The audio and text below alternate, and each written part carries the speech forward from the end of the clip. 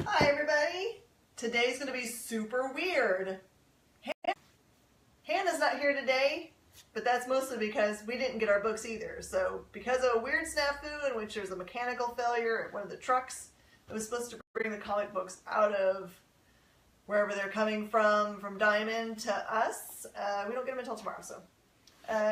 So the reason why both Marvel and Aftershock are my heroes, because they actually sent me Marvel and Aftershock sent me PDFs of the books that are coming out from them today, so I've got plenty of things to review. Alright, so I'm going to mention some things that I did not get PDFs of so that you guys know, can keep your eyeballs out for them, that I know are going to be amazing.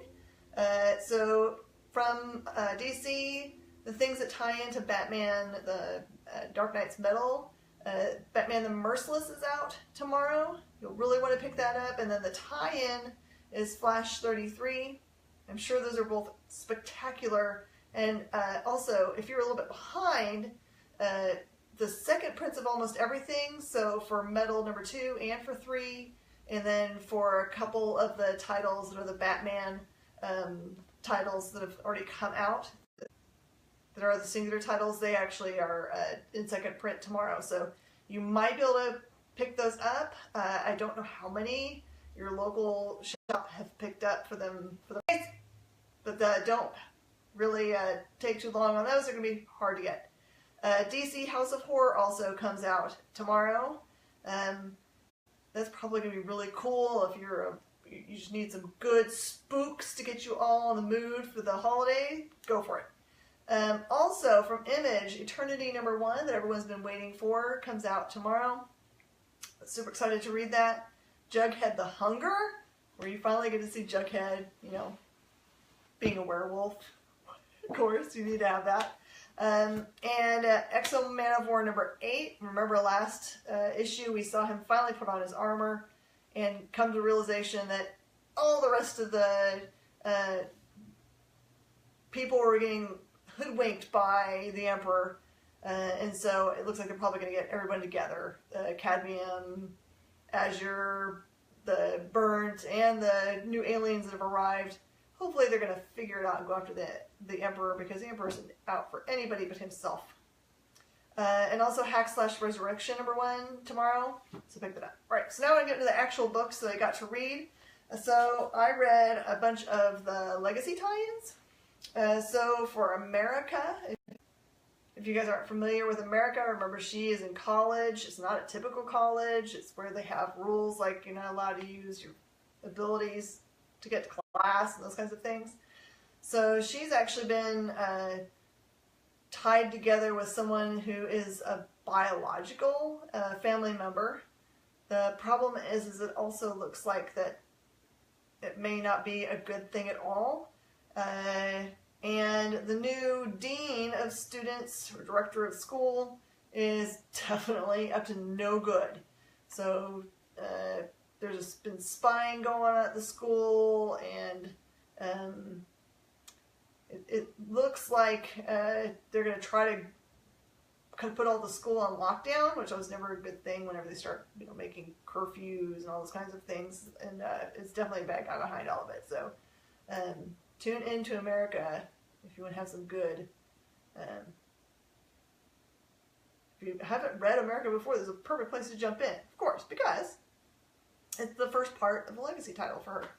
Alright, All New Wolverine. This is actually a second part to the Legacy run for those books, but it's so good. Remember last issue we saw the Orphans of X show up, which are definite bad guys. And in this one, they have captured Dakin and are torturing him. So it's all about him trying to escape. It's kind of weird and creepy because I'm still trying to figure out whether where he's being imprisoned is also really close to where Gabby and Laura are having their reunion with. The big spoiler for the first Legacy title for All New Wolverine is that their mother's still alive. So I think there's also something tricky going on with that. I don't think everything is as upfront as it seems. And when you read the book, you will also probably get that inclination. So read it and tell me what you guys think. Alright, Black Panther. There's a really cool storyline going on where, so the storyline has everything to do with Return of Claw, which is one of his main nemesises. Nemesi? I don't know, that's one of those words. And so, so Claw currently uses a certain kind of mineral to run his sound generating kind of arm. Does a lot of mind control. But what he really wants to do is he wants to get to Wakanda and take over. He needs some vibranium. It'll actually make it much more powerful. So there's a lot of mind manipulation and him making people do things they don't want to do. So that's a really cool start for that book. Captain Marvel. Remember, she does not have the space station, so there can no longer be Alpha Flight. There's some discussion about that in the book, which is kind of funny because they don't have a, they don't have a place to be, and they're used to being in space. So at the beginning of the book, they kind of decide that maybe they should take some time off. And that never, ever, ever works. So yeah, things happen, and that's something that can work. It's neat because it kind of feels like they're going to come up with a new name for the team. I think that'll be exciting. So, and those poor young ones that just started with the group, and they only got to try to battle like for half a second. They also want to be able to do something so cool. All right, Jean Grey. Here's the jump on point. You need to totally get this issue of Jean Grey, because for the longest time we've been waiting for the answer to the Phoenix Force that's been kind of like showing up. And she's not the Jean Grey that has ever had the Phoenix power. It's been forever being kind of imprisoned by or being used by the White Queen. So we're going to see some really cool playing out of where it's been hiding, and how it might reappear into the scene. So really awesome place to jump in. Okay, so I might be wrong, but I'm pretty sure that I saw that the writer for this book says it's Ralph Macchio.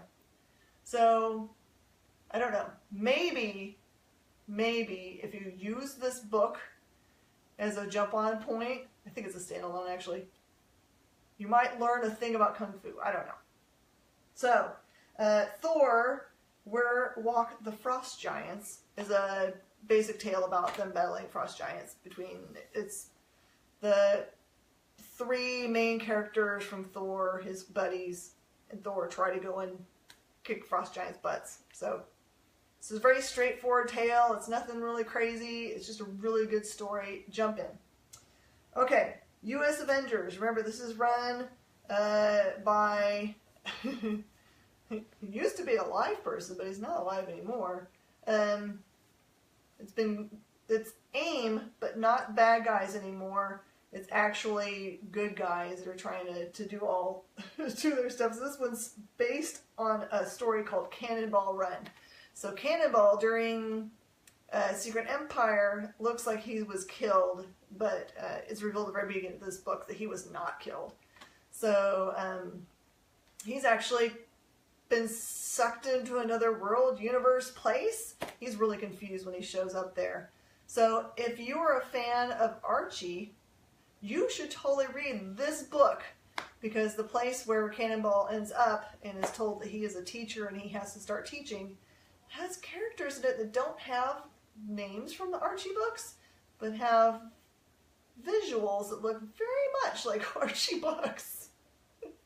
Something's going up. I don't even think that they actually look that way. I think they actually have a different form. It's really cool the way the story plays out. You guys pick up U.S. Avengers, because if you've never read it before, this is a really good place to be in. And then Weapon X, this storyline's been going a long time for Weapon X and crossing over between that and Totally Awesome Hulk. Totally Awesome Hulk no longer exists. It's now Incredible Hulk in the story lines for the books.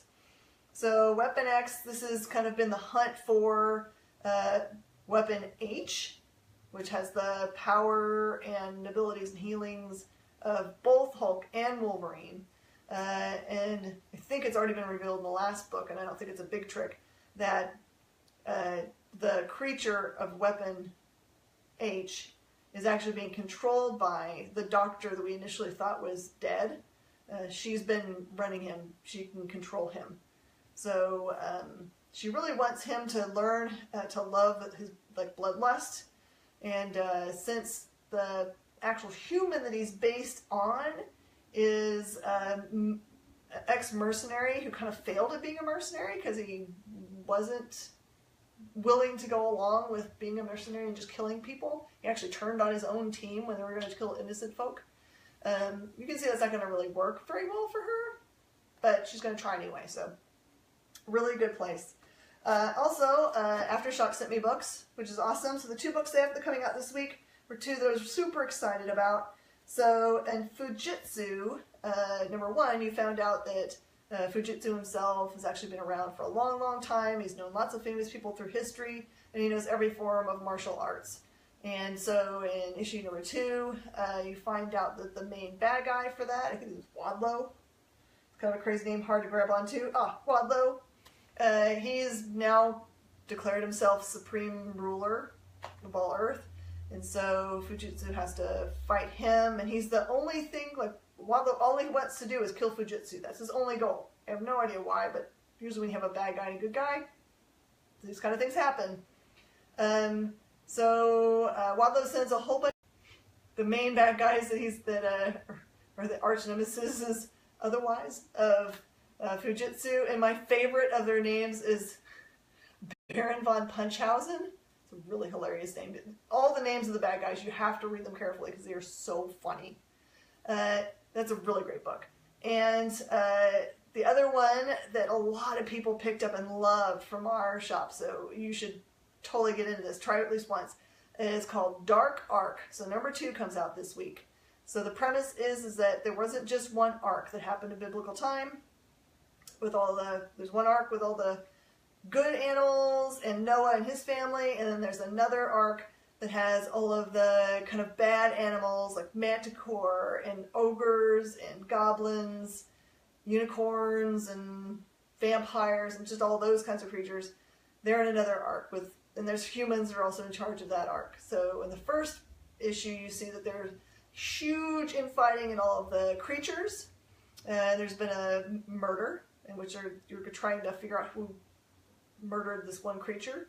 And then you have some humans that are on the boat that seem to be there as like slaves or captives. Maybe they're food for the creatures. It's unclear.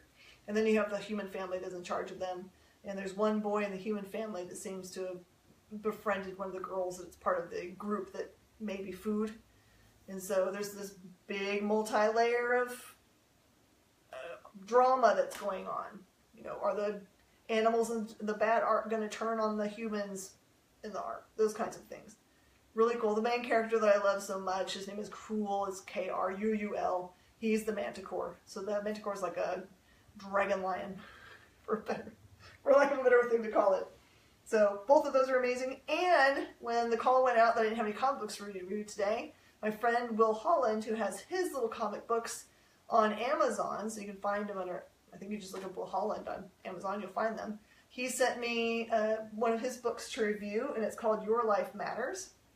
It's a faith-based book that kind of talks about people will tell you that you might hear that people don't like you for this or don't like you for that reason, or you might hear harsh words that your parents say to each other, and that might make you feel bad. Things might turn out wrong in your life, those kinds of things. So it tells you all these different things that might be going on wrong in your life. And then it's really kind of cool because it turns it around and says that it gives some good, cool biblical verses that kind of say there's been a purpose for your life, that you might look toward that and just know that even though things seem really horrible right now, that there is a purpose for you. So, and I agree with that. I think all of us have purposes. We all have paths in our lives that have rocky roads, but it's okay. There's always tomorrow to look forward to. And even if that one's a rocky road, you gotta say, you can make it through this, right? Alright, so that's all I have to review today. I know it's not a comic book, it's a piece of paper, but that's all I've got. Alright, everybody, go out and find the comic shop near you, comicshoplocator.com.